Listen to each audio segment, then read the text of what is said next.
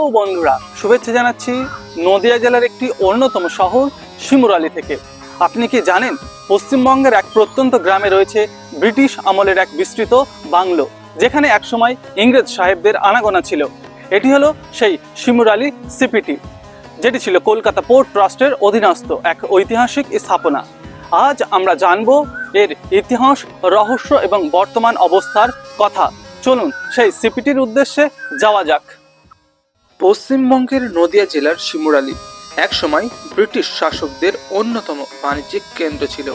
এখানেই গড়ে ওঠে ক্যালকাটা পোর্ট ট্রাস্টের বাংলো। শিমুরালী বাংলোটি ব্রিটিশ আমলের তৈরি হয়েছিল, যখন কলকাতা ছিল ভারতের রাজধানী। ইংরেজরা তখন জলপথেই যাতায়াত করতেন আর বিশ্রামের জন্য নদীর তীরে তৈরি করতেন বাংলো। শিমুরালীর এই সিপিটি বাংলোটি মূলত কলকাতা বন্দর কর্তৃপক্ষ ক্যালকাটা পোর্ট ট্রাস্টের অধীনে ছিল।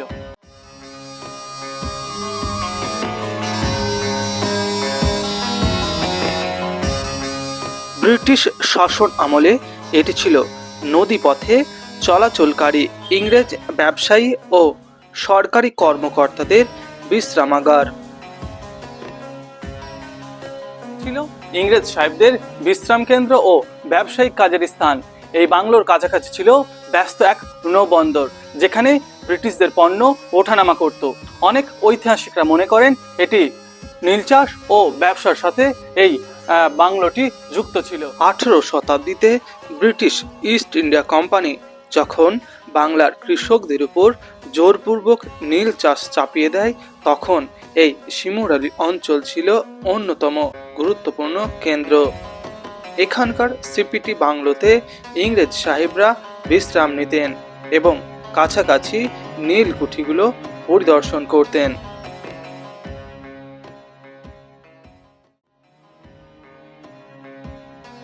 বর্তমানে কিন্তু সেই নদীটি আর এখান দিয়ে প্রবাহিত হয়নি। বর্তমানে সেই নদীটি এখান থেকে মোটামুটি 6 থেকে 7 কিলোমিটার দূরে সেটি বাঁক নিয়েছে। বর্তমানে এই সিপিটি একটি ধ্বংসস্তূপে পরিণত হয়ে আছে। আপনারা যে বিস্তীর্ণ এলাকাটা দেখতে পাচ্ছেন, এখানেই ছিল সেই গঙ্গা নদী, অর্থাৎ বর্তমানে যে ভাগীরথী নদী আছে নৈহাটি থেকে, সেই ভাগীরথী নদীটি কিন্তু তার নাম চেঞ্জ করছে এবং নদী হচ্ছে যে হুগলি নদী। সেই নদীর নাম চেঞ্জ হয়ে হচ্ছে হুগলি নদী। এখান দিয়েই সেই ইংরেজ সাহেবরা এখানে জাহাজ, নৌকো এখানে নোঙর করত এবং এখানে দাঁড়িয়ে তারা বিশ্রামের জন্য এই সিপিটিটাকে ব্যবহার করত। এগুলি চর পড়ে গিয়েছে। এই এলাকাটা যে আপনারা দেখতে পাচ্ছেন, এই এলাকাটা কিন্তু সম্পূর্ণ এখন চাষ উপযোগী, চাষবাসের জন্য উপযোগী। মানুষরা চাষবাস করছে। আর এখানে এক প্রতিবেশী বলল যে সেই গঙ্গার জোয়ার ভাটা নাকি এখানে দেখা যায়। এই যে কলা গাছগুলো দেখতে পাচ্ছেন, ঠিক ওইদিকে নাকি আমি যে জায়গায় হাঁটছি আর কি, এই জায়গাটায় কিন্তু সেই গঙ্গা ছিল। বর্তমানে এই যে আপনারা দেখতে পাচ্ছেন যে ঢালাইগুলো দেওয়া আছে, এটাই হচ্ছে এখানকার সীমানা।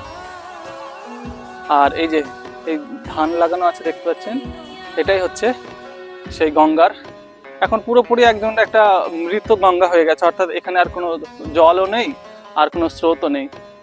এই যে এই জায়গাগুলোই হচ্ছে চর। আপনারা যে ওই জায়গাটা দেখতে পাচ্ছেন, ঠিক বর্তমানে এখন যে গঙ্গা নদী ভাগীরথী, ওটা এখন বয়ে গেছে ওই জায়গাটা করে। যেখানে দাঁড়িয়ে আছি, এই জায়গাটা হচ্ছে সেই ব্রিটিশ আমলের সেই পোর্ট, অর্থাৎ যে বন্দর ছিল, সেই বন্দরের সিঁড়িতে। এখান থেকেই সেই ইংরেজ বাবুরা আসতেন হেঁটে, সেই যে নৌকা এসে নোঙর করতো বা জাহাজগুলো এসে নোঙর করতো, এই জায়গায় এসে থামতো, আর এখান থেকেই তারা এই বাংলোটি ব্যবহার করতো। চলুন এবার বাংলোটির নকশা ও স্থাপত্য সম্পর্কে আপনাদের সামনে কিছু তুলে ধরবো।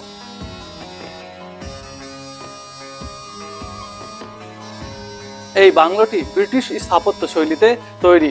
এর বড় বড় জানালা, প্রশস্ত বারান্দা ও মোটা দেওয়াল সেই সময়ের বিলাসবহুল জীবনযাত্রার পরিচয় বহন করে।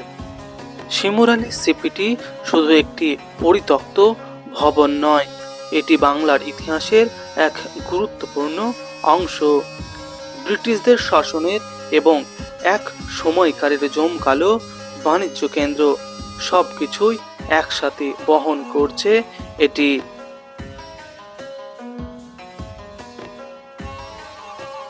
বলেন এখানে রাতে অদ্ভুত শব্দ শোনা যায়। কেউ কেউ দাবি করেন ব্রিটিশ আমলের আত্মারা আজও এখানে ঘুরে বেড়ান। আমরা ছোটবেলায় থেকে শুনে আসছি এখানে কেউ রাত কাটাতে পারে না, অদ্ভুত এক শব্দ বা আওয়াজ শোনা যায়।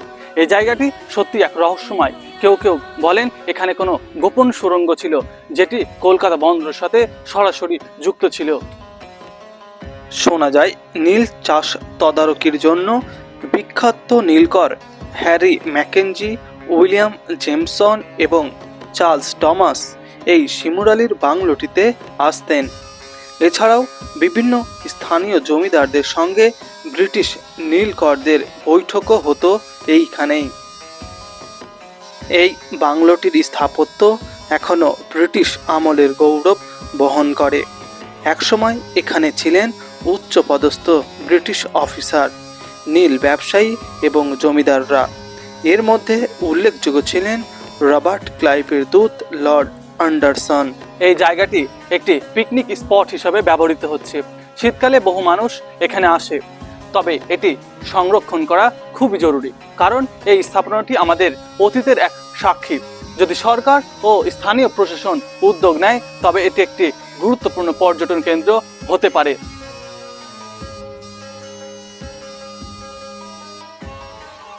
নীলকর সাহেবদের মধ্যে অন্যতম ছিলেন কর্নেল উইলিয়ামস এবং স্যার হেনরি জর্জ।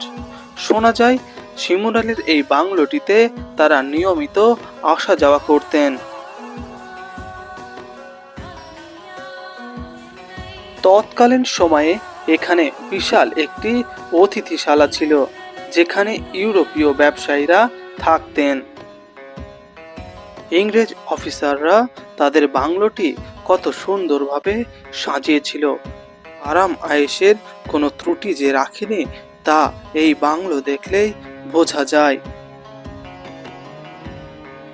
সামনে যে বাংলোগুলো দেখতে পাচ্ছেন এগুলি ছিল সেই অতিথিশালা, যেখানে ব্রিটিশ ব্যবসায়ীরা আসতেন এবং এই বাড়িগুলিতে থাকতেন।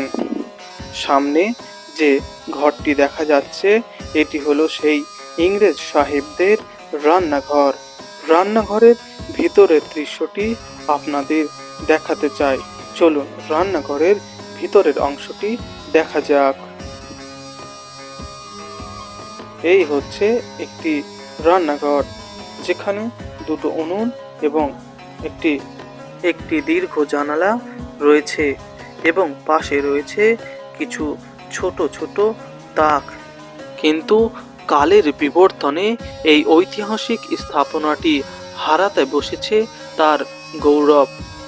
অযত্নে ধ্বংস হতে বসেছে এক সময়ের জমকালো এই বাংলোটি।